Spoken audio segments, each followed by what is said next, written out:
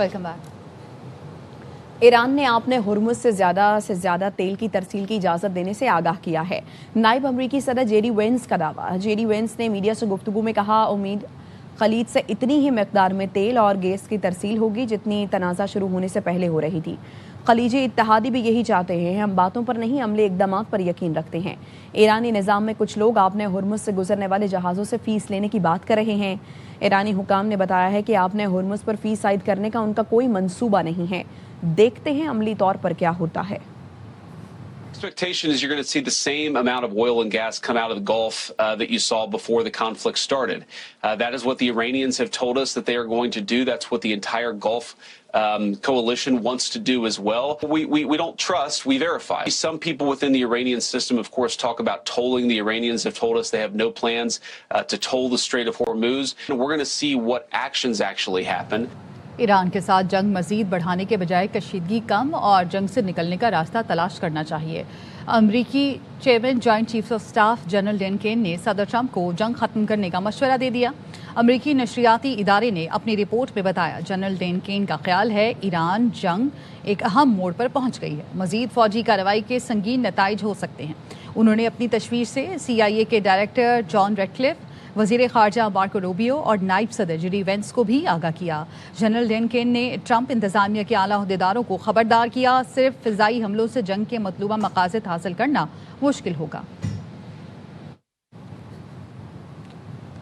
ایران کے پاسداران انقلاب نے آپ نے ہرمز کھولنے کی شرطیں بتا دی ہیں۔ ایرانی میڈیا یہ بتاتا ہے، پاسداران انقلاب کے ترجمان بریگیڈیئر جنرل سردار حسین محبی نے کہا، آپ نے ہرمز کی بحالی کا ایران عمان مذاکرات سے کوئی تعلق نہیں ہے۔ آپ نے ہرمز کھولنے کا فیصلہ ایران کے اعلان کردہ شرائط کی منظوری سے مشروط ہے۔ امریکہ کو ایران، عمان اور دیگر علاقائی ملکوں کے درمیان جاری مذاکرات میں مداخلت سے گریز کرنا ہوگا۔ امریکہ کو ایرانی شرائط قبول کرنے اور مداخلت ترک کرنے کے بعد ہی آپ نے ہرمز کھولنے کے حالات پیدا ہوں گے۔ ایرانی صدر مسعود پزشکیان نے کہا کہ جنگ کے بارے میں فیصلہ حکومت کے اختیار میں نہیں، عسکری کمانڈر بہتر جانتے ہیں کہ جنگ کرنی چاہیے یا نہیں۔ سپریم لیڈر جو بھی فیصلہ کرے آخر تک ثابت قدم رہیں گے۔ ایرانی صدر نے مزید کہا، ممکن ہے کسی دن انہیں بھی شہید کر دیا جائے، اگر ایسا ہوا تو ٹھیک ہے۔ ادھر پاک ترک سعودی مکہ مشترکہ دفاعی معاہدہ، وزیر اعظم شہباز شریف دورہ سعودی عرب مکمل کر کے وطن واپس پہنچ گئے۔ وزیر اعظم شہباز شریف نے وفد کے ساتھ مسجد نبوی میں روزہ رسول صلی اللہ علیہ وآلہ وسلم پر حاضری دی، ریاض الجنہ میں نوافل ادا کیے، ملک و قوم کی ترقی اور خوشحالی کے لیے دعا کی۔ نائب وزیر اعظم اسحاق ڈار، وزیر دفاع خواجہ آصف، وزیر اطلاعات عطا اللہ تارڑ اور معاون خصوصی طارق فاطمی بھی وزیر اعظم کے ساتھ تھے۔ Chairman Peoples Party Bilawal Bhutto نے مکہ مشترکہ دفاعی معاہدے کو ملکی تاریخ کا اہم سنگ میل قرار دے دیا۔ بلاول بھٹو نے کہا، مکہ مشترکہ دفاعی معاہدہ تاریخی پیش رفت ہے، اس سے ملک کی دفاعی صلاحیتیں مزید مضبوط ہوں گی۔ معاہدہ سعودی عرب، پاکستان اور ترکی کے مستحکم اور محفوظ مستقبل کی ضمانت ہے۔ بلاول بھٹو نے مکہ مشترکہ دفاعی معاہدے کو ممکن بنانے میں وزیر اعظم اور فیلڈ مارشل کے کردار کو سراہا۔ پاکستان، ترکی اور سعودی عرب کے درمیان مکہ مشترکہ دفاعی معاہدے کے موقع پر وفاقی دارالحکومت اسلام آباد میں قومی پرچم آویزاں کر دیے گئے ہیں۔ اسلام آباد کی شاہراہ دستور پر پاکستان، ترکی اور سعودی عرب کے قومی پرچم آویزاں اہم مقامات پر خصوصی LED اسکرینز نصب ہیں۔ LED اسکرینز پر تینوں برادر اسلامی ممالک کے درمیان تاریخی برادرانہ تعلقات، باہمی تعاون اور مشترکہ دفاعی عزم کو اجاگر کیا گیا ہے۔ پاکستان، ترکی اور سعودی عرب کے درمیان مکہ مشترکہ دفاعی معاہدے کے موقع پر وفاقی دارالحکومت اسلام آباد میں قومی پرچم آویزاں کر دیے گئے ہیں۔ اسلام آباد کی شاہراہ دستور پر پاکستان کے، ترکی کے اور سعودی عرب کے قومی پرچم آویزاں ہیں۔ جو اہم مقامات ہیں اسلام آباد کی، اس پر خصوصی LED اسکرین نصب کی گئی ہیں اور LED اسکرین پر تینوں برادر اسلامی ممالک کے درمیان تاریخی برادرانہ تعلقات، باہمی تعاون اور مشترکہ دفاعی عزم کو اجاگر کیا گیا ہے۔ ایوان صدر ناراض نہیں، آصف زرداری سے وزیر اعظم کے اچھے تعلقات ہیں، بڑا عزت و احترام کا رشتہ ہے۔ وفاقی وزیر طارق فضل چودھری کی پروگرام سوال یہ میں گفتگو، کہا PP گنتی کرتی رہے گی، ہم اپنا کام کرتے جائیں گے۔ 2.5 سال بعد 2024 کے الیکشن پر تقریریں کرنا وقت ضائع کرنا ہے۔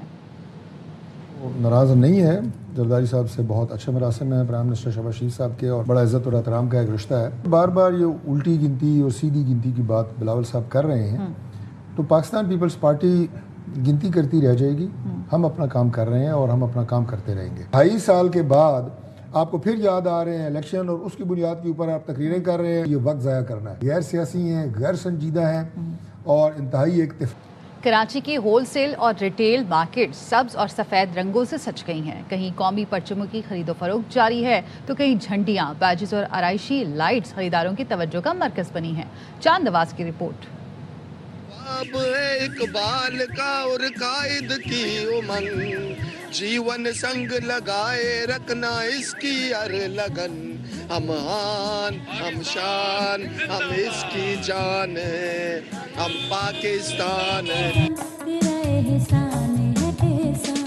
کراچی کی مشہور جھنڈا گلی ہو یا گولڈن مارکیٹ, ہر طرف قومی پرچموں, جھنڈیوں اور سبز سجاوٹ کی بہار دکھائی دے رہی ہے. گلی محلے کو سجائیں گے, بچے کو خوش کریں گے, آنے والے نسل کو بتائیں گے کہ ہم آزاد ملک ہیں. سال میں ایک دفعہ آتی ہے 14 اگست, اور اگر اس 14 اگست پہ بھی ہم لوگ جوش و خروش سے نہ منائیں تو ہم پاکستانی کس بات کے ہوئے. یہاں پہ کتنی خوبصورت چوڑیاں میں نے اپنی بیٹیوں کے لیے لی ہیں اور یہاں پہ بہت ہی زبردست ماحول لگا ہوا ہے. دکانداروں کا کہنا ہے کہ یوم آزادی خوشی کا موقع ہے, اس لیے منافع کم اور فروغ زیادہ کرنے کی کوشش کرتے ہیں. سب چیزوں پہ ڈسکاؤنٹ ہے. جشن آزادی پہ آپ بے فکر ہو کہ جو چیز آپ کو سمجھ میں آتی ہے آپ لے کے جائیں. آزادی تو جناب دھوم دھام سے ہی منائیں گے. مارکیٹ میں مختلف سائز کے قومی پرچم 100 روپے سے لے کر 1000 روپے تک فروخت ہو رہے ہیں, جبکہ جھنڈیاں, بیج, اسٹیکر اور بچوں کے خصوصی 14 اگست کے ملبوسات بھی بڑی تعداد میں دستیاب ہیں. جشن آزادی منانے کے لیے تیاریاں جوش و خروش کے ساتھ جاری ہیں.